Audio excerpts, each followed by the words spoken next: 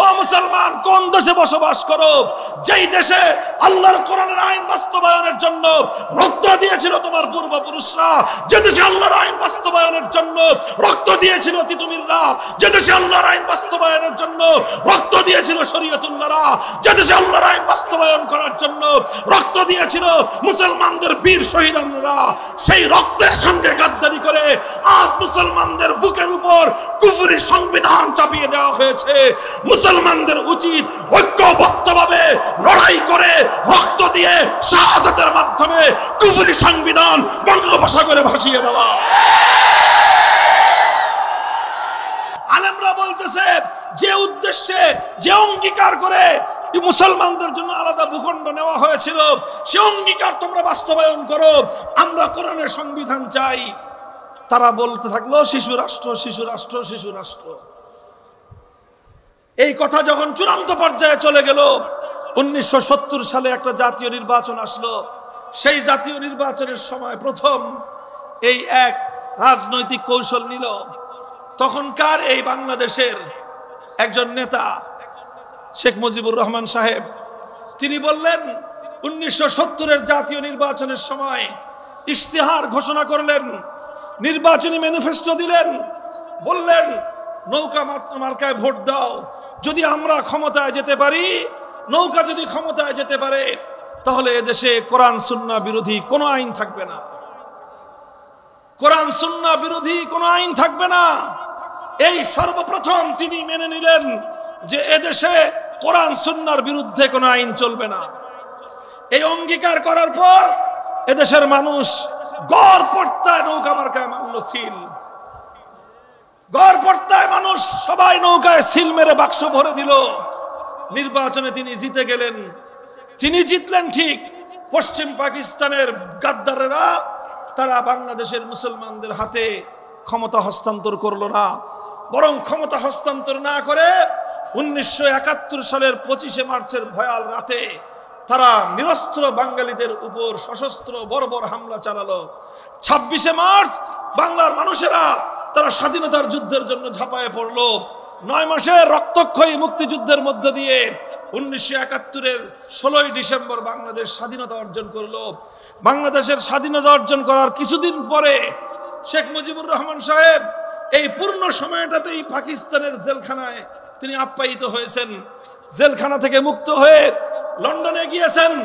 ভারতের ইন্দিরা গান্ধীর সঙ্গে সাক্ষাৎ করে, দেখা সাক্ষাৎ করে কথাবার্তা বলে তিনি যখন বাংলাদেশে আসবেন, তখন শ্রীমতী ইন্দিরা গান্ধী শেখ মুজিবুর রহমান সাহেবের মুজিব কোটের পকেটের মধ্যে একটা চিরকুট ধরায় দিলেন।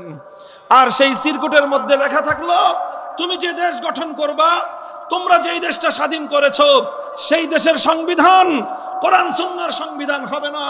তুমি 70 সালের নির্বাচনে জাতির সঙ্গে যে অঙ্গীকার করেছিলা, সে অঙ্গীকারের সঙ্গে তোমাকে গাদ্দারি করতে হবে, বিশ্বাসঘাতকতা করতে হবে।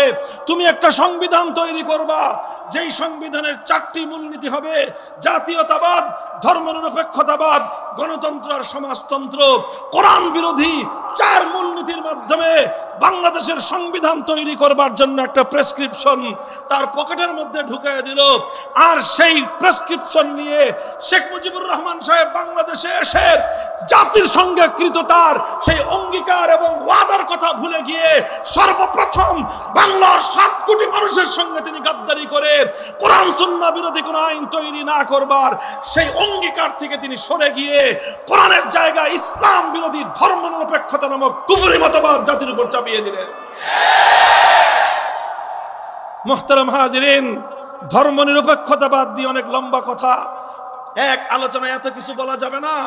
পরিষ্কার মনে রাখবেন, ইসলামের কালেমা হলো ইবাদতের একমাত্র উপযুক্ত কে? ইসলামের কালেমা হলো আইন চলবে একমাত্র কার? ধর্মনিরপেক্ষ মতবাদের কালেমা হলো এই যে আইন করার ক্ষেত্রে আল্লাহর বিধানের দিকে লক্ষ্য রাখা যাবে না। ধর্মনিরপেক্ষতার মূল সূত্রই হলো রাষ্ট্র পরিচালনার ক্ষেত্রে কোরআন সুন্নাহর কোনো নির্দেশনা মানা যাবে না। এটাই হলো ধর্মনিরপেক্ষতা। এই জন্য ধর্মনিরপেক্ষতাকে অনেকে একটা রাজনৈতিক মতবাদ হিসেবে আপনারা বুঝে থাকেন। যারা ধর্মনিরপেক্ষতাকে, সেকুলারিজমকে শুধুমাত্র একটা রাজনৈতিক মতবাদ মনে করেন, মস্ত বড় ভুল। ধর্মনিরপেক্ষতা কোনো রাজনৈতিক মতবাদ নয়, বরং ধর্মনিরপেক্ষতা হলো এই পৃথিবীতে ইসলামের সঙ্গে সবচেয়ে বড় সাংঘর্ষিক একটা ভিন্ন ধর্মের নাম। যারা ইসলাম ধর্মের অনুসরণ করে তারা ধর্মনিরপেক্ষ ধর্ম অনুসরণ করতে পারে না। যারা ইসলাম ধর্মের অনুসারী হয় তারা সেকুলার ধর্ম অনুসরণ করতে পারে না। কারণ ইসলাম বলে কোরআন আইনের সূত্র হবে, কোরআন সুন্নাহ। ধর্মনিরপেক্ষতা বলে আইনের সঙ্গে কোরআন সুন্নাহর কোনো সম্পর্ক থাকতে পারবে না। বরং আমি তো বলি যে ধর্মনিরপেক্ষ ধর্মটা, এই যে সেকুলার ধর্ম, এটা এক বিবেচনায় হিন্দু, বৌদ্ধ, ইহুদি, খ্রিস্টান ধর্মের চেয়েও ইসলামের জন্য আরো বেশি ভয়ঙ্কর। বলবেন কেন? কারণ হলো এই, একজন মানুষ যদি হিন্দু হয় সবাই বুঝে যে ও মুসলমান না। কথা বলেন? কোন মানুষ কোন হিন্দুকে কোনদিন মুসলমান মনে করে? কারণ হিন্দু তো হিন্দুই, আবার মুসলমান হয় কিভাবে? কোন মানুষ যদি বৌদ্ধ, খ্রিস্টান হয় কেউ তাকে মুসলমান মনে করে? তার জন্য এই জন্য তাকে ইসলামের দাওয়াত দেয়, ভাই তুমি ইসলামের কালিমা গ্রহণ করো, চিরস্থায়ী জাহান্নাম থেকে তুমি মুক্তি পেয়ে যাবা। এই জন্য একজন মানুষ একসাথে হিন্দু আর মুসলিম হতে পারে না, একজন মানুষ একসাথে খ্রিস্টান আর মুসলমান হতে পারে না, একজন মানুষ একই সঙ্গে বৌদ্ধ, ইহুদি আর মুসলমান হতে পারে না। কারণ সবাই জানে হিন্দু, বৌদ্ধ, ইহুদি, খ্রিস্টান হলে মুসলমান হওয়া যায় না। কিন্তু মানুষ এটা জানে না যে সেকুলার হলেও মুসলমান হওয়া যায় না। এই জন্য আজ গোটা মুসলিম সমাজের মধ্যে মুসলিম নামধারী সেকুলারে ভরে গেছে। সেকুলার মুসলিম অর্থ হলো হিন্দু মুসলিম। সেকুলার মুসলিম মানেই হলো হিন্দু মুসলিম, সেকুলার মুসলিম মানেই হলো খ্রিস্টান মুসলিম। আপনারা বলেন, দুনিয়াতে খ্রিস্টান মুসলিম নামক কোন পদার্থ পৃথিবীতে খুঁজে পাওয়া যাবে? কোন মানুষ একই সঙ্গে খ্রিস্টান মুসলিম হতে পারে? কোন মানুষ একসঙ্গে হিন্দু মুসলিম হতে পারে? কোন মানুষ একই সঙ্গে বৌদ্ধ মুসলিম হতে পারে? হিন্দু, বৌদ্ধ, খ্রিস্টান যেরকম মুসলিম হতে পারে না, কোন ব্যক্তি সেকুলার হলে সেও মুসলিম হতে পারে না। আশ্চর্যজনক ভাবে এই পাশ্চাত্যের ইহুদিরা, পাশ্চাত্যের ইহুদি চক্রান্ত সারা দুনিয়ার মুসলিম সমাজের মধ্যে সেকুলারিজমের মতো বিষাক্ত এক ধর্ম চালিয়ে দিয়ে লক্ষ লক্ষ মুসলমানদের ঈমান হরণ করে তাদেরকে বেঈমান বানায় সেকুলার ধর্মের অনুসারী বানিয়ে মুসলমানদের সমাজকে জাহান্নামের আগুন দিয়ে জ্বালিয়ে ছারখার করে দিয়েছে। আমি বলেছিলাম, সেই যে ৭০ সালের নির্বাচনের সময় শেখ মুজিবুর রহমান সাহেবের অঙ্গীকার ছিল কোরআন সুন্নাহ বিরোধী কোনো আইন তৈরি করা হবে না। 1971 সালে 72 সালে এসে তিনি তার সেই অঙ্গীকারের সঙ্গে গাদ্দারি করলেন, তিনি তার সেই কমিটমেন্টকে ভঙ্গ করলেন, তিনি তার সেই ওয়াদা ভঙ্গ করে কোরআন সুন্নাহ বিরোধী শুধু আইন তৈরি করলেন না, বরং সম্পূর্ণ কোরআন সুন্নাহর সঙ্গে শতভাগ সাংঘর্ষিক ধর্মনিরপেক্ষ কুফরি মতবাদের দ্বারা এক কুফরি সংবিধান এদেশের মুসলমানদের উপর চাপিয়ে দিলেন। চলল 72 থেকে 75 পর্যন্ত। ইতিহাসের ধারাটা বুঝবেন। আমার আখেরি কথা হলো, আজ আমরা যে পর্যায়ে দাঁড়িয়ে আছি, এই পর্যায়ে দাঁড়িয়ে আলেম সমাজের পক্ষ থেকে, মুসলিম জনতার পক্ষ থেকে, তাওহীদি জনতার পক্ষ থেকে, বিপ্লবীদের পক্ষ থেকে এই জাতি এবং এই রাষ্ট্র কর্ণধারদের কাছে আমাদের স্পষ্ট একটা পয়গাম দেওয়া দরকার। এটাই হলো আমার মূল মেসেজ, মূল বক্তব্য। 1972-এর পরে 75 পর্যন্ত চললো এই জিনিস। 75-এর পট পরিবর্তনের পরে যারা ক্ষমতায় আসলেন কিছু কিছু চেঞ্জ করতে চেষ্টা করলেন। সেই চেঞ্জিং এর মধ্যে কয়েকটা গুরুত্বপূর্ণ চেঞ্জিং ছিল। 3টা বড় বড় গুরুত্বপূর্ণ পরিবর্তন হয়েছে। সেই পরিবর্তনগুলোর মাধ্যমে পরিপূর্ণ না হলেও সেই সেকুলার মতবাদ থেকে একটু একটু করে ইসলামের দিকে দেশকে, সংবিধানকে এগিয়ে আনার চেষ্টা করা হয়েছে। তার মধ্যে প্রথম ছিল সংবিধানের শুরুতে বিসমিল্লাহির রহমানির রহিম সংযুক্ত করা হলো। 2 নম্বর, সংবিধানের শুরুতে সব কিছুর জন্য আল্লাহর উপর অবিচল আস্থা এবং বিশ্বাসকে সংবিধানের মূল ভিত্তি হিসেবে স্থাপন করা হলো। আল্লাহর উপর অবিচল আস্থা এবং বিশ্বাস, এই ভিত্তি যখন স্থাপিত হয়, আসলে এই ভিত্তির মাধ্যমেই সংবিধানের মধ্যে কোরআন সুন্নাহ বিরোধী যতগুলো ধারা আছে সবগুলো ধারা স্বয়ংক্রিয়ভাবে বাতিল হয়ে যাওয়ার কথা। এই জন্যই এই কথাটা বুঝতে পেরেছে এই সেকুলার ধর্মের ধ্বজাধারীরা, এই জন্য সুযোগ পাওয়ার পর সর্বপ্রথম তারা সংবিধান থেকে আল্লাহর উপর অবিচল আস্থা এবং বিশ্বাসকে তারা মুছে ফেলেছে। কারণ আল্লাহর উপর অবিচল আস্থা এবং বিশ্বাস যদি থাকে, তাহলে কোরআন সুন্নাহ বিরোধী কোনো আইন, কোনো নীতি, কোনো সংবিধানের ধারা এখানে থাকতে পারে না। মুহতারাম হাজিরিন, আস্তে আস্তে আজ আমরা যেই পর্যায়ে এসে এখন দাঁড়িয়েছি, আমাদের এই সংবিধানের মধ্যে প্রায় 17 বার অ্যামেন্ডমেন্ট এসেছে, 17 বার 18 বার সংশোধনী এসেছে। এই সব সংশোধনীর পর এখন বাংলাদেশের সবচেয়ে যেই আওয়াজ চারিদিক থেকে শোনা যায়, সেই আওয়াজের নাম হলো সংস্কার, সংস্কার, সংস্কার। কথা বলেন। চারিদিক থেকে সংস্কারের আওয়াজ। আমরা আমাদের স্পষ্ট দ্ব্যর্থহীন সংস্কারের কথা তুলে ধরতে চাই। আমরা শুধুমাত্র লিখিত একটা পত্রের মাধ্যমে রাষ্ট্রীয় কর্ণধারদের কাছে টেবিলের আলোচনায় নয়, জাতির সামনে আমাদের বক্তব্য আমরা স্পষ্ট ভাষায় তুলে ধরতে চাই। হে মুসলিম সমাজ, হে মুসলমানদের মধ্যে যারা আল্লাহর একত্ববাদকে বিশ্বাস করো, সময় এসেছে এই একত্ববাদকে বক্ষে ধারণ করবার এবং সেই একত্ববাদের বিশ্বাসকে তোমার সমাজে স্থাপন করার।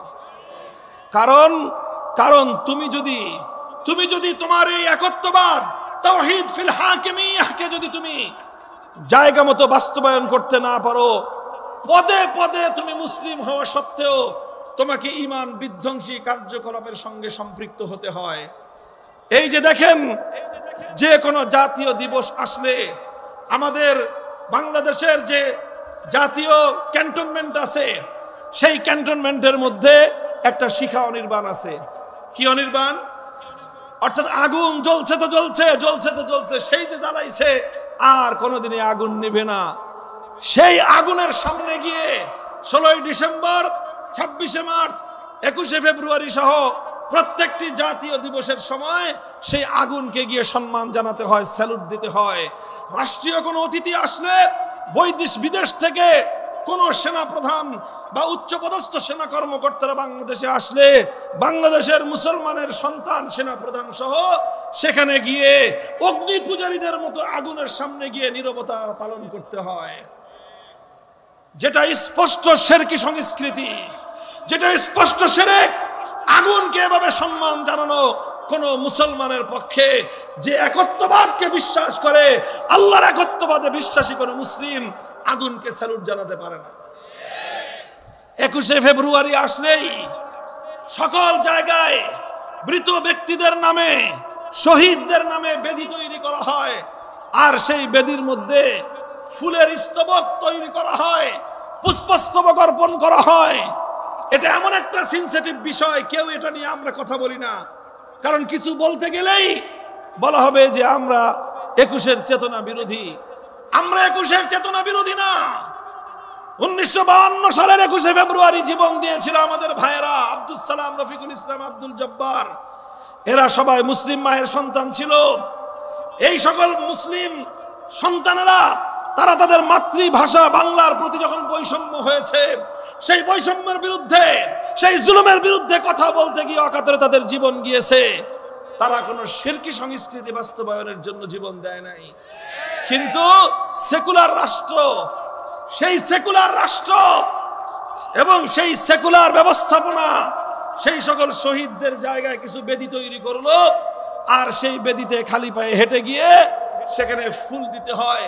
অথচ ইসলাম ধর্ম মতে, কোরআন সুন্নাহর স্পষ্ট ফতোয়া মতে কোন মৃত ব্যক্তির কবর অথবা তার স্মৃতি ফলকের উপর কোন ফুল অথবা কোন ফুলের স্তবক অর্পণ করা, এটা স্পষ্ট শিরকি সংস্কৃতি, ইসলামে হারাম এবং নিষিদ্ধ।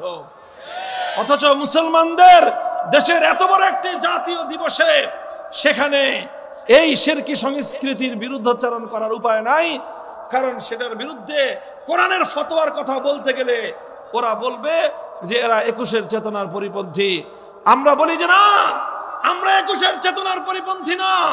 আমরা মাতৃভাষার সম্মান এবং মর্যাদার পক্ষের শক্তি, কিন্তু আমরা শহীদ মুসলমানদের জন্য শিরকি সংস্কৃতির মাধ্যমে শ্রদ্ধা প্রদর্শনে বিশ্বাসী না। আজ এই যে বাংলাদেশের যে সংসদ রয়েছে, এই সংসদে যদি কোনো ব্যক্তিকে সংসদ সদস্য হিসেবে শপথ নিতে হয়, তাহলে সেই শপথের মধ্যে এমন কথা, এমন শপথনামা রয়েছে, যেই শপথনামা পরিপূর্ণভাবে বাস্তবায়ন করতে গেলে একজন মানুষকে তাওহীদ ফিল হাকিমিয়া, আল্লাহর একত্ববাদের সঙ্গে বিশ্বাসঘাতকতা করতে হয়। এই সংবিধানের আলোকে একটা দৃষ্টান্ত দিয়ে আমি আলোচনা সমাপ্তির দিকে নিচ্ছি, খুব ভালো করে বুঝেন। বাংলাদেশের চলমান সংবিধানের আলোকে একটা নির্বাচন কমিশন আছে। কি আছে? বাংলাদেশের যে কোনো রাজনৈতিক দল বাংলাদেশে রাজনীতি করতে চাইলে, নির্বাচনে অংশগ্রহণ করতে চাইলে তাদের জন্য বাধ্যতামূলক হলো কি? নির্বাচন কমিশনের নিবন্ধন লাগবে। আর নির্বাচন কমিশনের নিবন্ধন নিতে গেলে অনেকগুলো কোরআন সুন্নাহ বিরোধী আইন সেখানে মুখোমুখি হতে হয়। আর সেই আইনের সঙ্গে সামান্য একটু বিরোধ হলে তখন ইসলামকে পরিবর্তন করতে হয়, কিন্তু তারা তাদের কুফরি সংবিধানের ধারাকে পরিবর্তন করে না। তার জ্বলন্ত দুটো দৃষ্টান্ত আমি দেখাই। আপনারা জানেন বাংলাদেশে উলামায়ে কেরামের নেতৃত্বে একটা রাজনৈতিক সংগঠন ছিল। সেই সংগঠনটার নাম হলো ইসলামী শাসনতন্ত্র আন্দোলন। নামটা জানেন আপনারা?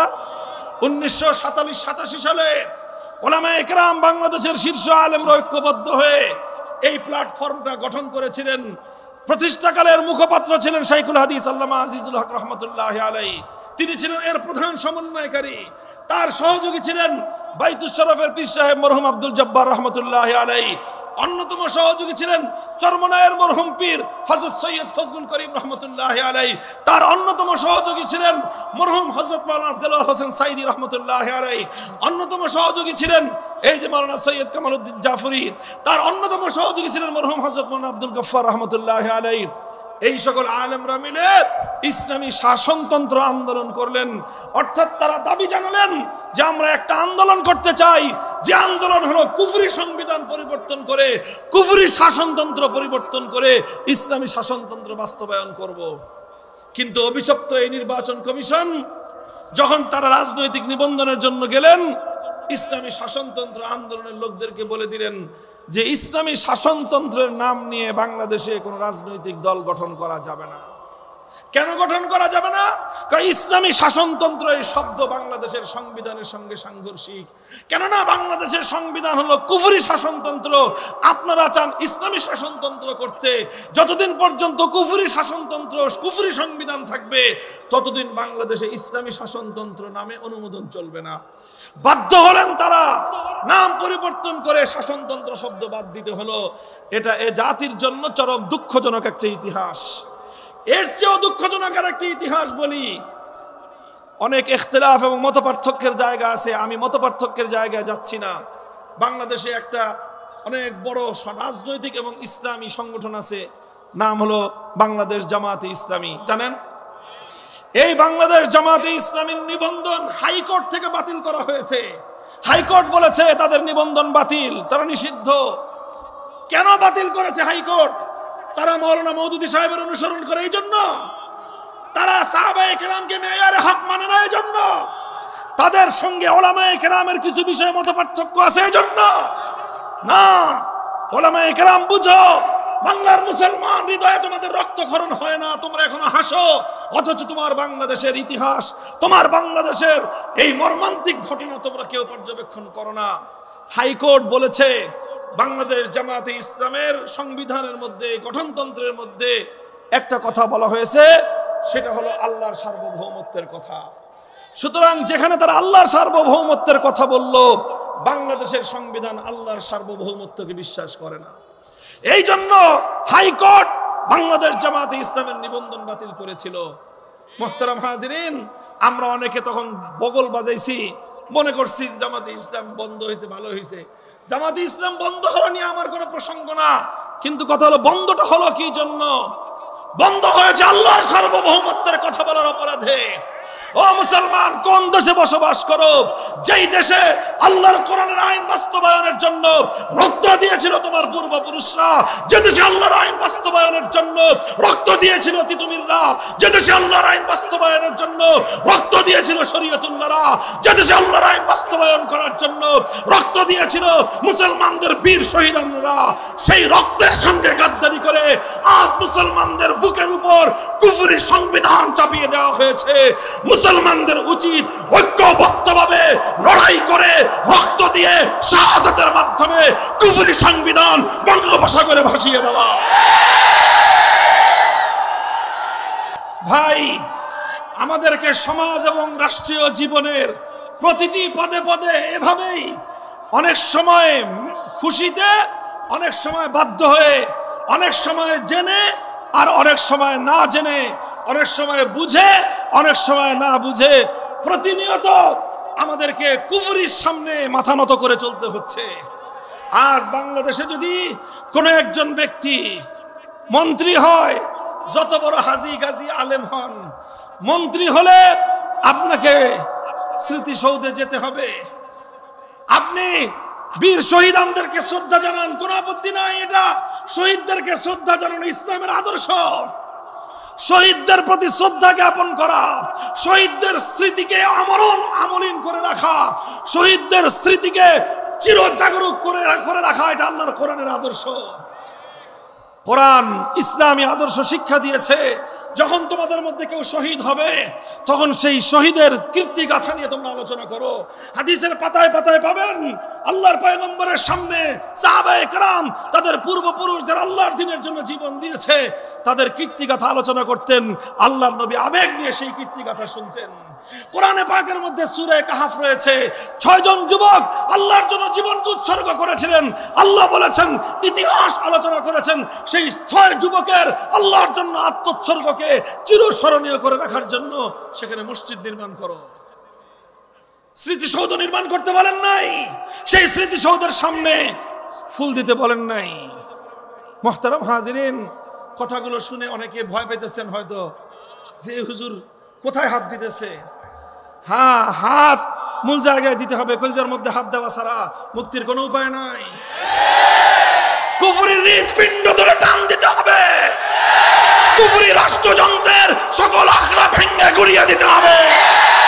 আল্লাহর জমিনে আল্লাহর কোরআনের সংবিধান বাস্তবায়নের জন্য যুদ্ধের প্রস্তুতি নিতে হবে।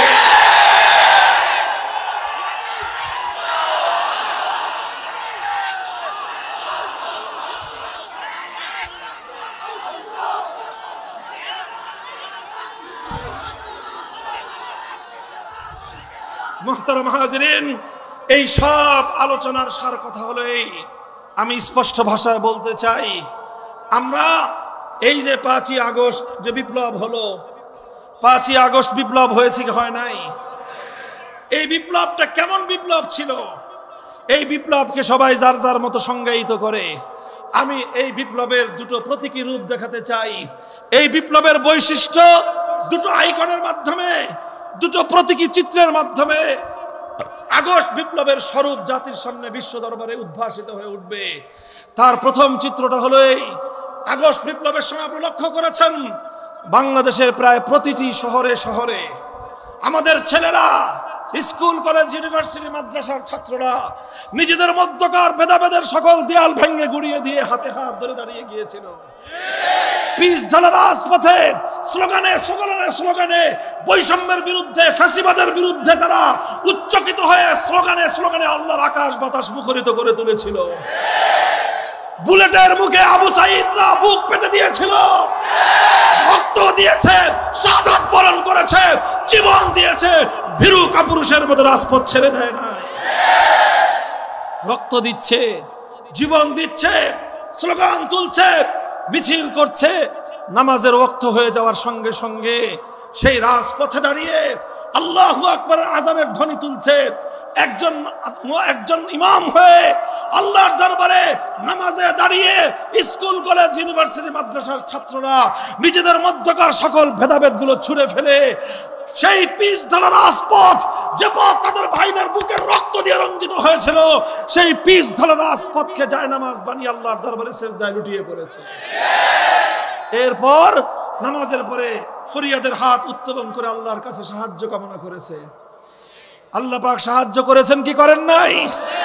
আমি তো বলি এরা বাংলার আবাবিল, এরা বাংলার আবাবিল। বাংলাদেশের 15 বছরের স্বৈরাচারী হস্তি বাহিনী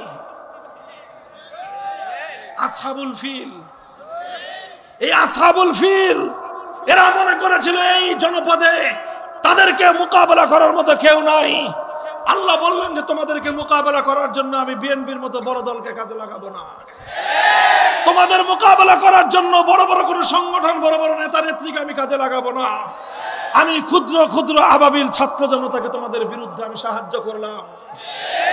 এই আবাবিল যখন ছুটলো, বাদ ভাঙ্গা জোয়ারের মতো ছুটলো, 5ই আগস্ট অপরাহ্ন আসার আগেই সেই আসহাবুল ফিলের স্বৈরাচারী ফ্যাসিবাদ বাংলার মাটি থেকে পালিয়ে যেতে বাধ্য হলো। সুতরাং আগস্ট বিপ্লবের যদি কেউ বাস্তবতা এবং তার প্রকৃত চিত্র দেখতে চায়, আমি বলবো জুলাই মাসে জুড়ে বাংলার এই প্রত্যন্ত প্রতিটি শহরে শহরে আমাদের ছাত্রদের সেই আল্লাহর দরবারে সেজদায় লুটিয়ে পড়া আর আল্লাহর কাছে ফরিয়াদের সেই দৃশ্যগুলো যেন তারা দেখে নেয়, তাহলেই বুঝতে পারবে আগস্টের বিপ্লবের প্রকৃত রহস্য কি ছিল। আপনারা কেউ দেখেছেন কিনা জানি না, এখন তো সব ইন্টারনেটের যুগ, সামাজিক যোগাযোগ মাধ্যমে অনেক কিছু দেখা যায়। যখন এই গণভবন, যেই গণভবন থেকে ফ্যাসিবাদ বিদায় হয়েছে, সেখানে বাংলাদেশের বহু মানুষ, নারী পুরুষ, তারা সেখানে বিজয় উদযাপন করার জন্য, ফ্যাসিবাদের পতনের সাক্ষী হওয়ার জন্য সেখানে অনেকে গিয়েছে। সেখানকার অনেক দৃশ্য সামাজিক যোগাযোগ মাধ্যমে এটা কি বলে ভাইরাল হয়েছে, ব্যাপক প্রচারিত হয়েছে। একটা দৃশ্য আপনাদের চোখে পড়েছে কিনা, সেখানে আমাদের একটা বোন, হয়তো কোনো কলেজের হবে অথবা ইউনিভার্সিটির হবে, পরিপূর্ণ হিজাব কিভাবে করতে হয় সেটাও সে জানে না। হিজাব পরিহিত, কিন্তু তার মাথার কিছু চুল বেরিয়ে আছে, হিজাব করতে জানে না। কিন্তু সে কিভাবে আল্লাহর দরবারে সেজদা করছে, আর সেজদা থেকে উত্তর মাথা উঠিয়ে কিভাবে দুহাত তুলে খোদার কাছে আনন্দের অশ্রু তার বুক ভেসে যাচ্ছে। সে বারবার শুধু আল্লাহকে চিৎকার করে ডাকছে। সে এক দৃশ্য বলে দেয়, আগস্টের বিপ্লব ছিল আল্লাহর জমিনে আল্লাহর কোরআন বাস্তবায়নের বিপ্লব। যে দেশের মায়েরা বিজয়ের শুভক্ষণে এভাবে আল্লাহর দরবারে অবনত হতে জানে, যে দেশের মেয়েরা আল্লাহর দরবারে বিজয়ের এই আনন্দকে উৎসর্গ করতে জানে, সেই মায়েদের গর্ভে মুহাম্মদ বিন কাসেম তৈরি হবে ইনশাআল্লাহ। এই জনপদে গৌর গোবিন্দদের স্থান হবে না। গৌর গোবিন্দর চেলা চামুন্ডারা বাংলাদেশে চট করে ঢুকে পড়বার এই দুঃস্বপ্ন দেখা বাদ দাও। এদেশে আসতে হলে শাহজালালের মাধ্যমে আবার নতুন করে কালেমা পড়ে আসতে হবে। ইসলামকে বরণ করো, আমরা তোমাদেরকে সম্ভাষণ জানাবো। ইসলামের সঙ্গে গাদ্দারি করবা, আমরা তোমাদেরকে উচ্ছেদ করার জন্য যা করতে হয় তাই করব। এটা ছিল আগস্ট বিপ্লবের একটা প্রতীকী রূপ। আল্লাহর দরবারে সেজদা করা, ফরিয়াদ জানানো, এটাই ছিল আগস্ট বিপ্লবের অন্যতম একটা বৈশিষ্ট্য। দ্বিতীয় বৈশিষ্ট্য ছিল, এটা বলার জন্য কানার ভাই আন্দাকেও কোনো কিছু দেখতে বলতে হবে না, গোটা বাংলাদেশ দেখেছে। আগস্টের 5 তারিখ দুপুর থেকে নিয়ে জোহরের ওয়াক্ত থেকে নিয়ে শুরু করে আসর পর্যন্ত বাংলাদেশে একটা কাজ ঘটেছে, যেখানে যেখানে দেশের সম্পদ অপচয় করে, মানুষের প্রতিবাদকে উপেক্ষা করে, আলেম সমাজের ফতোয়া এবং উপদেশকে উপেক্ষা করে ভাস্কর্যের নামে যত মূর্তি তৈরি করা হয়েছিল, কাউকে কিছু বলতে হয় নাই। গোটা বাংলাদেশ 1 থেকে 2 ঘন্টার মধ্যে মূর্তি নামক অপবিত্রতা থেকে মুক্ত হয়ে গিয়েছে। আমরা বলেছিলাম একটা মূর্তি বানায়েন না, বসায়েন না, মানুষটা মারা গেছে, কবরে কি অবস্থায় আছে জানি না, শান্তিতে থাকতে দেন। তিনি বললেন যে না, আমার বাপ কবরে শান্তিতে থাকবে কেন? মূর্তি বানায় বাপকে উত্ত্যক্ত করার আয়োজন করলেন। আমি উপদেশ দিলাম, আমরা উপদেশ দিলাম, ভাল লাগলো না, আমাদেরকে জেলে পুরে রাখলো যেন কোনো উপদেশের কথা বলতে না পারি। মনে করেছিলেন আমাদের কণ্ঠ স্তব্ধ করে দিলে বাংলাদেশটাকে মূর্তির রাজ্য বানানো যাবে। বাংলার তৌহিদি জনতা 5ই আগস্টের মধ্যাহ্ন বিরতির পরে বিপ্লবের প্রথম প্রহরে দেখিয়ে দিয়েছে, এদেশটা গৌর গোবিন্দের নয়, এদেশটা খান জাহান আলী শাহজালালদের দেশ। আছে কোথাও কোনো মূর্তি? আছে।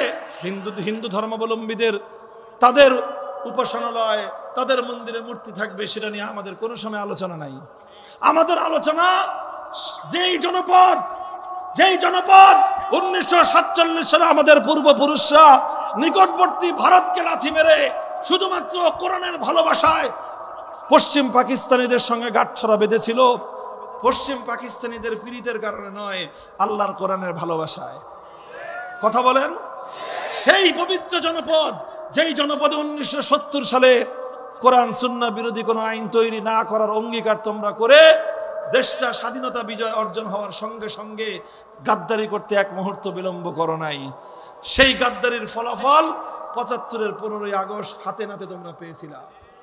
আবার তোমাদেরকে অনেক সংশোধন করা হলো, পট্টি বাংলা, হজ করলা, তসবিহ নিলা, বুঝাইতে চাইলা যে আমি আবার ইসলামের পথে ফিরে আসব। ক্ষমতা দিল জনগণ, তুমি আবার ক্ষমতায় গিয়ে সেই দাম্ভিক হলা, গোটা দেশটাকে শিখা চিরন্তন দিয়ে ভরলা, আর রাস্তার মোড়ে মোড়ে ভাস্কর্যের নামে মূর্তি তৈরি করে একত্ববাদকে ধূলিসাৎ করে শিরকি সংস্কৃতির আড্ডাখানায় পরিণত করতে চাইলাম। মুহতারাম হাজিরিন, এই কথাগুলো আমি আপনাদেরকে বললাম কেন? এই বিপ্লবের স্বরূপ আর প্রকৃতি বোঝার জন্য। এখন আমি যেটা জানি, যারা বুঝি, যেটা বলি, আলহামদুলিল্লাহ, ইসলামী বিপ্লবের সৈনিক এখন শুধুমাত্র মাদ্রাসায় তৈরি হয় না। এখন আমাদের তরুণ ছাত্র জনতা প্রতিটি বিশ্ববিদ্যালয় থেকে, চাই সেটা সরকারি হোক, প্রাইভেট বিশ্ববিদ্যালয় হোক, প্রতিটি বিশ্ববিদ্যালয়ের আমাদের সন্তানরা আল্লাহর কোরআনের নূরে আলোকিত হচ্ছে। তাদের অন্তরে তাওহীদ ফিল হাকিমিয়তের চেতনায় তারা শানিত হচ্ছে। তারা তাগুতের বিরুদ্ধে লড়াই করার জন্য তাদের মুষ্টিবদ্ধ হাত উত্তোলন করতে শিখছে। এ ধারা যদি অব্যাহত রাখে, ইনশাআল্লাহ আল্লাহর এই জমিনে ইসলামী বিপ্লব রুখে দেওয়ার সাধ্য কারো হবে না। আমরা স্পষ্ট ভাষায় বলতে চাই, এই সংস্কারের চলমান আবহাওয়ার মধ্যে আমার পরিষ্কার বক্তব্য বাংলার আলেম সমাজের পক্ষ থেকে, দক্ষিণবঙ্গের কেন্দ্রীয় ইসলামী প্রাণ কেন্দ্র, ইসলামী শিক্ষা সংস্কৃতির প্রাণ কেন্দ্র দারুল উলুমের মঞ্চ থেকে, আকাবির আলেমদের পক্ষ থেকে আমি বলি, আমাদের সংবিধানের সংস্করণের মধ্য দিয়ে এই সংবিধানে আর কোনো জাতির পিতা আমরা দেখতে চাই না।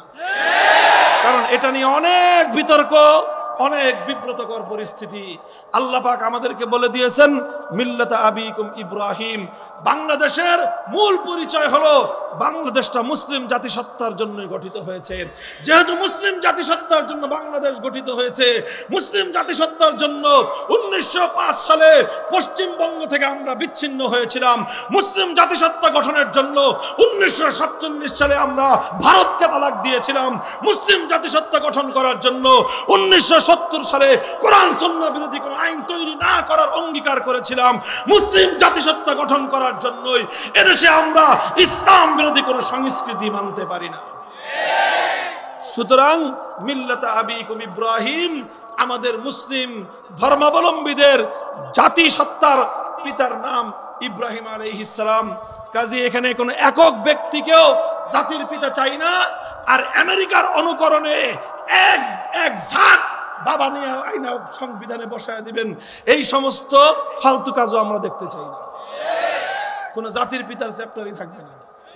এটা আমাদের পরিষ্কার প্রস্তাব, 1 নম্বর। 2 নম্বর কথা হলো, আমরা সংবিধানের অভিশপ্ত ধারাটা বন্ধ দেখতে চাই।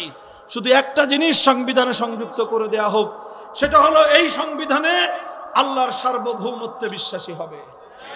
সুতরাং আল্লাহর সার্বভৌমত্বের সঙ্গে সাংঘর্ষিক, আল্লাহ প্রদত্ত কোরআন সুন্নাহর সঙ্গে সাংঘর্ষিক গোটা রাষ্ট্রের যে কোনো আইন, যে কোনো নীতি, যে কোনো নীতিমালা, যে কোনো আইন, যে কোনো কানুন, সেটা যেই বাস্তবায়ন করতে চাক, সেই যেটা জেনে সেটা যেই প্রণয়ন করুক, আল্লাহর আইন বিরোধী কোনো আইন বাংলাদেশে কার্যকর হবে না, বরং অটোমেটিক অকার্যকর এবং বাতিল বলে গণ্য হবে।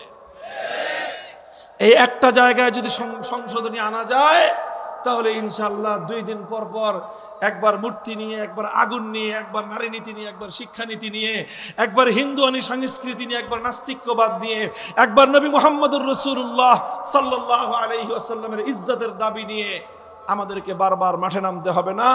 মূল জায়গায় সংবিধানকে সংশোধন করে আল্লাহর সার্বভৌমত্ব স্থাপন করার দাবি আমরা জাতীয়ভাবে উত্থাপন করতে চাই। এটা যদি করা যায়, ইনশাআল্লাহ আমার দেশ ইসলাম বিরোধী সকল ধারা এখানে বন্ধ হয়ে যাবে। ইনশাআল্লাহ একমত আছেন তো আপনারা?